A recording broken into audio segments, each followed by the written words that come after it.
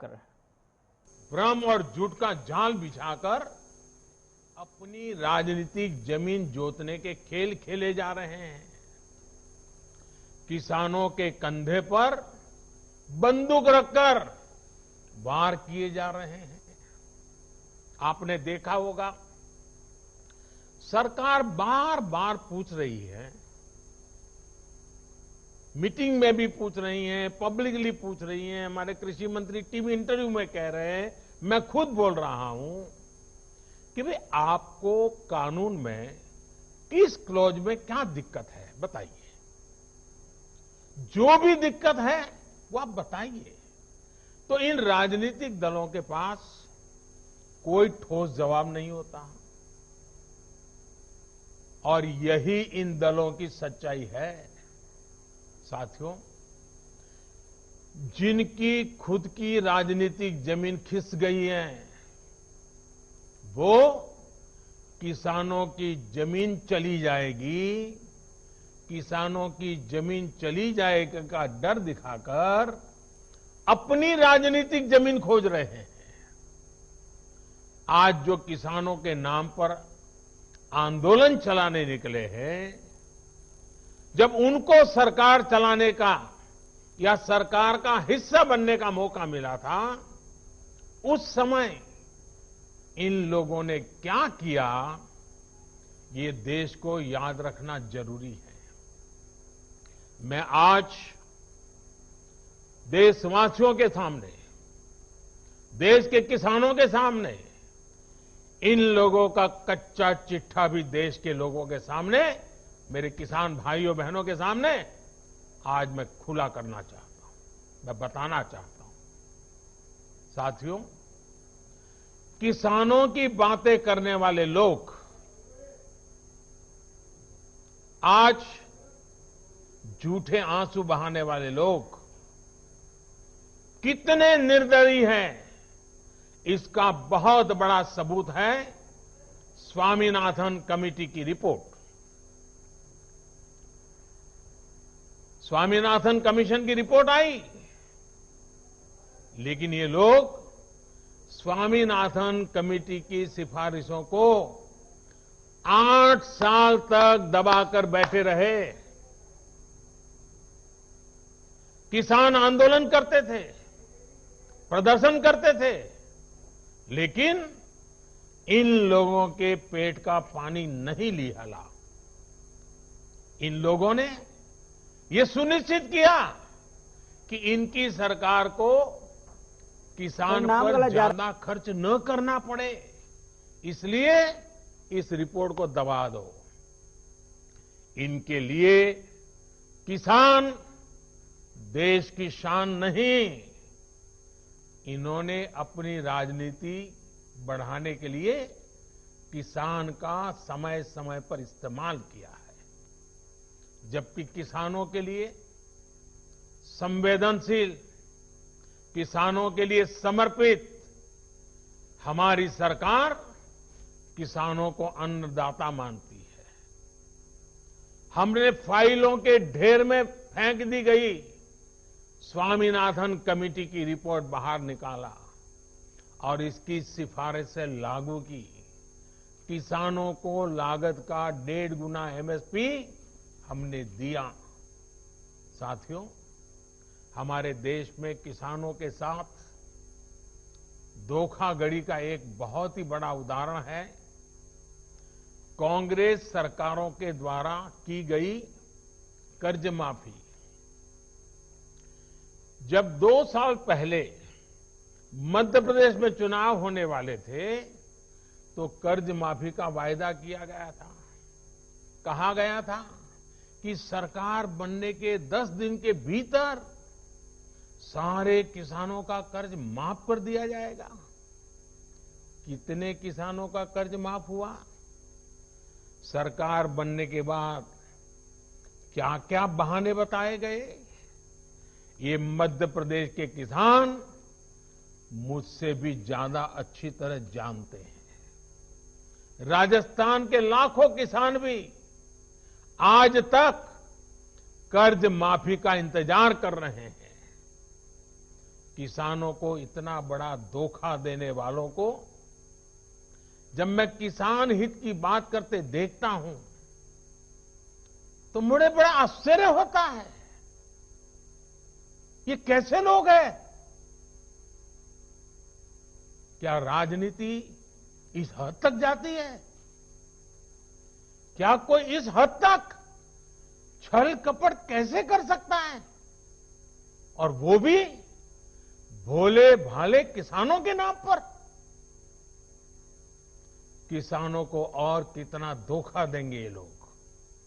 साथियों, हर चुनाव से पहले ये लोग कर्ज माफी की बात करते हैं।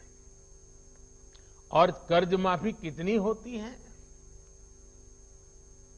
सारे किसान इससे कवर होते हैं क्या?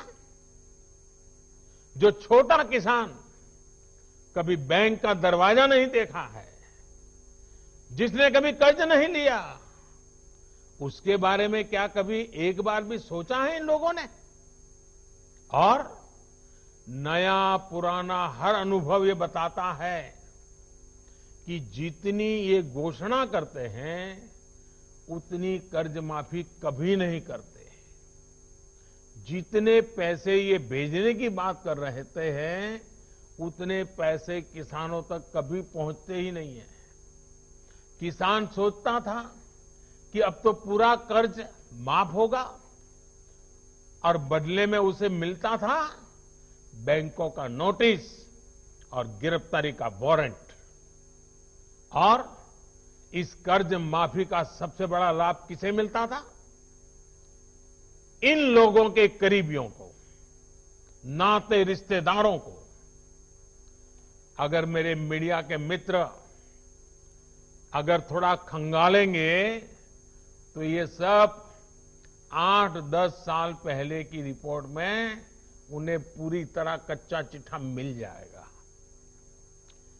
यही उनका चरित्र रहा है। किसानों की राजनीति का दम भरने वालों ने कभी इसके लिए आंदोलन नहीं किया, प्रदर्शन नहीं किया। कुछ बड़े किसानों का कर्ज 10 साल में एक बार माफ हो गया, इनकी राजनीतिक रोटी सिक गई, काम पूरा हो गया, फिर गरीब किसान को कौन पूछता है? वोट बैंक की राजनीति करने वाले इन लोगों ने और इन लोगों को देश अब भली भांति जान गया है, देश देख रहा है। देश हमारी नीयत में गंगा जल और मां नर्मदा के जल जैसी पवित्रता भी देख रहा है। इन लोगों ने 10 साल में एक बार कर्ज माफी करके लगभग 50,000 करोड़ रुपए देने की बात कही। 10 साल में एक बार 50,000 करोड़। हमारी सरकार ने जो पीएम किसान सम्मान योजना शुरू की है, उसमें हर साल किसानों को लगभग 75,000 करोड़ रुपए मिलेंगे। यानी 10 साल में लगभग 7.5 लाख करोड़ रुपया किसानों के बैंक खातों में सीधे ट्रांसफर। कोई लीकेज नहीं, किसी को कोई कमीशन नहीं, कट कल्चर का नामो निशान नहीं। साथियों, अब मैं देश के किसानों को याद दिलाऊंगा यूरिया की। याद करिए, 7-8 साल पहले यूरिया का क्या होता था, क्या हाल था?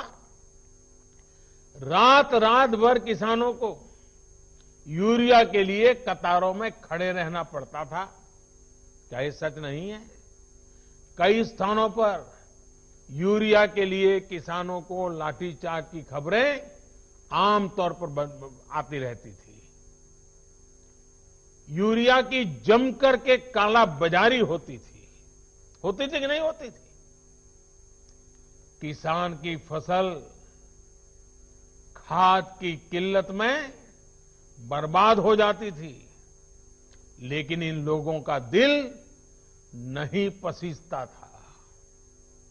क्या ये किसानों पर जुल्म नहीं था, अत्याचार नहीं था? आज मैं ये देखकर हैरान हूं कि जिन लोगों की वजह से ये परिस्थितियां पैदा हुई, वो आज राजनीति के नाम पर खेती करने निकल पड़े हैं। साथियों, क्या यूरिया की दिक्कत का पहले कोई समाधान नहीं था? अगर किसानों के दुख दर्द, उनकी तकलीफों के प्रति जरा भी संवेदना होती तो यूरिया की दिक्कत होती ही नहीं। हमने ऐसा क्या किया कि सारी परेशानी खत्म हो गई है? आज यूरिया की किल्लत की खबरें नहीं आती। यूरिया के लिए किसानों को लाठी नहीं खानी पड़ती। हमने किसानों की इस तकलीफ को दूर करने के लिए पूरी ईमानदारी से काम किया।